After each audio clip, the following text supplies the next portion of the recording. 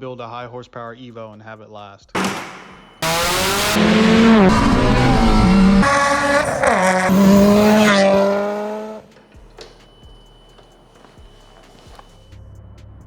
right, guys, welcome back to the channel. Welcome to this video.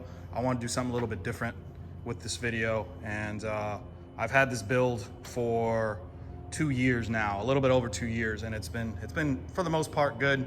And I feel like at this point I'm at a good spot to where I can start giving you guys some advice on what to do if you want to build your car. So quickly, real briefly about the car. It's a 2.2 stroker with a GTX 3576R. I did a whole video on this, on the whole build, so that's not what this is about. But the car made roughly mid 600s. It's been dynoed a few times, and it continues to dyno around that time in pretty hot weather. So the car has got potential for a lot more, but that's not what this video is about. I have a whole separate video for that, so I'll link that above. Anyways, with that being said, power is subjective, so keep that in mind. So this may seem fast to some people, but to some people with, really fast race cars, this is just, another basically slower street car. And that was the goal with this whole car. I wanted a somewhat reliable street car that I could take to the track. And my goal was actually to run 10.5, and we did that easily. So let's get on to the video. I'm not gonna get into specifics with this video just because these cars, there's so many different ways that you can make power. So all that stuff is not really relevant when it comes to stuff like literally Evos. You can sneeze on them and you can make easily 500 horsepower. So there's many different ways to skin a cat, and the same thing with these cars. So that's not what this is gonna be about. This is gonna focus on tips and different things to have in mind when you are building a car. So the first piece of advice that I want to give to you guys, and some of this stuff has nothing to do with an Evo itself. It could just be regular cars in general. But if you do not love this car for what it is, stop right there and get yourself a car that you feel that way about. So what I mean by that is, if you don't like this car in stock form, the way it comes, please do yourself a favor and get you a car that you feel that way about. And to go more in depth into that, I see it all the time where people, specifically with this platform, because this is known as a supercar killer, they buy these cars with the only intent is to raise the boost and basically mod the hell out of it. And then they basically either achieve their goals, or sometimes they don't even do that. But if and when they do achieve their goals, they get tired of the car because they never liked the car for what it was originally. You guys need to understand something. This is, at the end of the day, this is still a Mitsubishi. And majority of the cars that you see that are heavily modded, they're in kind of the same kind of realm where they're just basic Hondas, Toyotas, so on and so forth. Like, yeah, I got them, they're sports versions, but at the end of the day, that's what they are. And if you do not love this car for what it is in stock form, you are eventually going to get tired of it. It doesn't matter how much power you make, you will get used to it. And before you know it, you'll be listing it for sale or bored with it, or basically getting rid of it somehow. It's literally just like being in a relationship. If you decide to be with a guy or girl because of their looks, soon enough, and let's just say their personality is not there, or some other qualities that you don't like, maybe they have, soon enough, that's gonna wear off and you're gonna get tired of it. It's just the way it is with these cars. The next piece of advice that I wanna give to you guys is to find a shop or somebody that knows what they're doing. Most of us are average Joes. If you're a technician and you know what you're doing and you've done this before, this won't apply to you. But most people watching this are just like me. We're just regular blue collar individuals that work hard for our money. And we have our own occupations and stuff like that. And we're just enthusiasts at the end of the day. That's what we are. But find yourself a shop and a tuner that knows what they're doing. I see this all the time. It seems like in every platform that is, where individuals, they think to themselves, hey, I'm gonna take on this giant project, and they've never done it before. And they bite off more than they can chew. And before they know it, they get discouraged because things didn't turn out the way that they wanted to, or whatever the case is. And then they end up parting the car, or they sell it, or they just give up on it and the car sits in the garage for years. All right, guys, next piece of advice that I wanted to give you is have a plan. And this kind of ties along with having a goal. So for me specifically, my goal was to make mid 600s for this specific platform. I've noticed that that's pretty much where that's like the threshold before bad things start happening, and you basically, every time you do a pass or something like that, you gotta start changing spark plugs and all that stuff. So mid 600s is probably about the peak before these cars become pretty much unreliable. So have a plan, and it's easier said than done, especially for me because I'm more of a structured person. But actually take the time to sit down and think about what it is that you want. At the end of the day, this is not gonna be cheap. Any full build that you do is not gonna be cheap. It's gonna cost thousands of dollars and a lot of time. So invest in your investment and go ahead and set up a plan. And that way you kind of have a guideline as to where to go and what roads and things to take.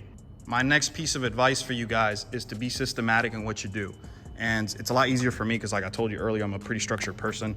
But when you're buying things and when you're doing things to your car, do it kind of as a group. And that I found that to kind of help me out. So what I mean by that is, if I was gonna go ahead and purchase, let's say, a new fueling system, I went ahead and focused on one thing at a time in that small group. And once I ended up getting everything that I needed for that specific group, I pretty much pushed it to the side, and then I moved on to something else, another group of things. For example, I don't know, let's say cooling. So let's talk about like the intercooler and intake and stuff like that, and the piping. So you buy that stuff together, and once you have everything for that, put it to the side. And I get it. Like I'm a hardworking individual, just like you guys. Honestly, it took me almost 2 years to come up with the funds to basically get all the parts together to put this build together. The next piece of advice that I want to give to you guys is research. I don't know what it is about this day and age. Technology seems to get better every year, but people just become lazier. Go out and do the research. I spent so much time researching this specific setup, which by the way, I don't know anybody else doing this exact setup, but I spent time looking into turbos, and I originally was gonna go with the Borg Warner, which is pretty rare for these cars, the CT9A chassis that is, but I ended up going with a Garrett, and I don't know too many people running this on the Evo 8s and 9s. Some people run it on the 10s, but overall, just do your research. I was originally gonna do a 2.3 stroker, and I decided to do a 2.2 because it's the best of both worlds in my opinion. So I mean, just go out there, ask the questions, do the research, and go online. Honestly, go back to the old forums, go on the Facebook groups and search through there. Ask the questions on there. Sometimes you may ask some stupid questions if you're a beginner, but that's okay. At the end of the day, you may get trolled and all that stuff, but at the end of the day, you'll be a smarter person knowing that you ask the questions, and eventually you're gonna get the answers if you look hard enough. All right, next thing I wanna talk about is, it sounds cliche, but it's gonna be maintenance. And I know you guys already know that, stay on top of your maintenance, but really stay on top of your maintenance. And I'm not just talking about just doing your oil changes and stuff like that. I'm talking about like regularly go through your car and change things, be proactive in changing things before they actually break. I couldn't tell you how many things I've already changed in the past 2 years with this car, where I've made different changes.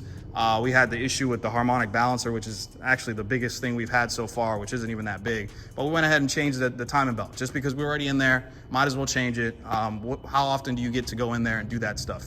If you need to pull the trans for whatever reason and you notice that your clutch is maybe worn, or try your best to just go ahead and just put in a new clutch anyways. It'll save you more time in the long run if you do stuff like that kind of systematically. That's one of the things that I found has helped me with longevity when it comes to this build. So just stay on top. And I get it, like this is not a daily driver. I drive this maybe, I put 8,000 miles in 2 years. So you do the math. All right, next thing I wanted to talk about is just being flexible.